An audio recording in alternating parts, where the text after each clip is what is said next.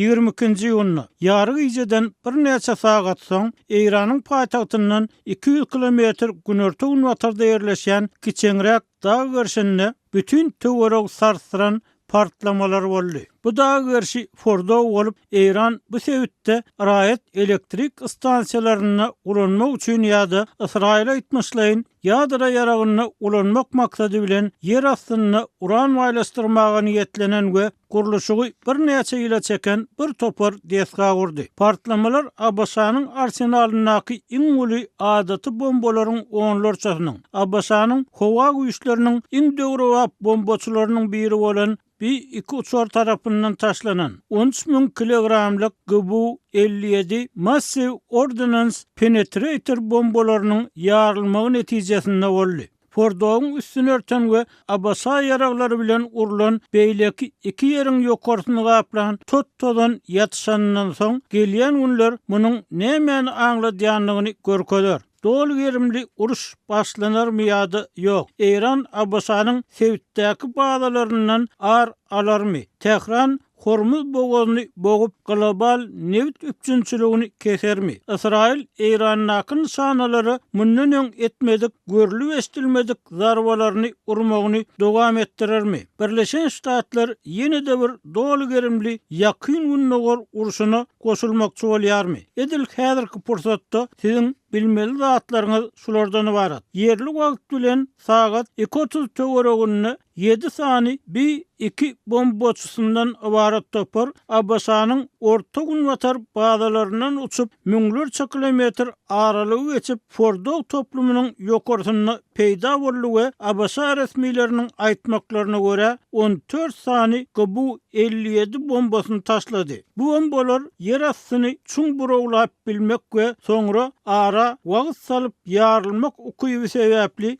bunker basterler diýilip hem atlandyrylýar. Olar Fordo ýaly has aşakda ýerleşýän desgalary teoretik saýdan ýok edip biljek bombalar hasaplanýar. Şol wagtda Abbasanyň Pars haýlygynda ýerleşýän suwasy gemisi 20-den gowrak Tomahawk kanatly raketasyny ulanyp Eýranyň başga bir ýadra meýdançasyna Isfahana zar vurdy. 2 sany GBU-57 bombasy bolsa Abbasa zarbalarynyň 3-nji nişanasyna Natanz deskasyna taşlandy. Abbasa resmiýleriniň aýtmagyna görä, bu zarbalaryň urulmagyna Abbasanyň 125 uçary, şol sanyny uğradyjy söwüş uçarlary, ýanygy çykyjy uçarlar gatnaşdy. Eýran häkimetleri bu ýerlere hüjüm edilenligini giňden tasdik etdi. Abbasanyň prezidenti Donald Trump Fordo, Natanz we Isfahan deskalarynyň bütünlüği ýok edilenligini öňe sürdi. Emma muňa garamazdan anyk näme ýan ýetirni we ýetirilen ziýanyň ne derejede uly bolanyny entek belli däl.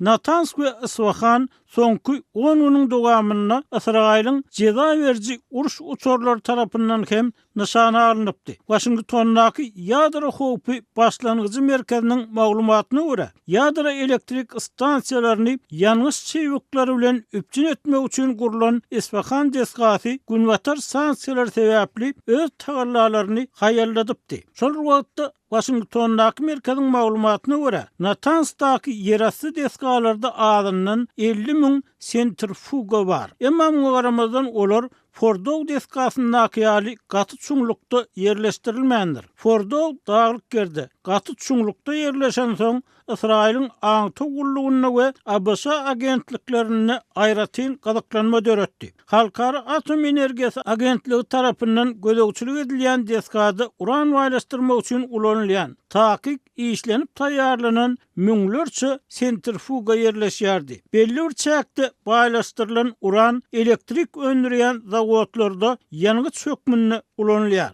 Belli bir dereceden ýokary derecede baýlaşdyrylan uran eýem ýarag derecesi diýilip hasaplanýar. Halkara Atom Energiýasy Agentligi geçen aý çap eden hasabatyna 400 kilogramdan gowrak heksafluorid uranyň uran maýlaşdyrmagyň esasy derejesiniň eýem 60 götermeçenli baýlaşdyrylanyny aýtdy. Bu uranyň ýokary derejede baýlaşdyrylmagy hasaplanýar. Ýöne ol ýarag derejesi däl. Emma CNN'niň tanış bolan hasabatyna 2023-nji ýyllaky gizlin hasabatda Halkara Atom Energiýasy Agentliginiň Fordowda ýarag derejesinde golay bolan urany tapanlygy aýdylýar. İran öz ýadro işçilikleriniň bir gysarnyksyz raýat maksatlydygyny aýdyp aýak tepip gelýär. Elbetde Israil bu hüjümleri öwgdi we olaryň İran rejiminiň agresiýasyny durulmakda we onuň sebiti we dünýä howp salmak ukybyny peşeltmek üçin möhüm ädim bolanlygyny aýtdy. Emma İran resmileri bu zarbalary ýazgardylar we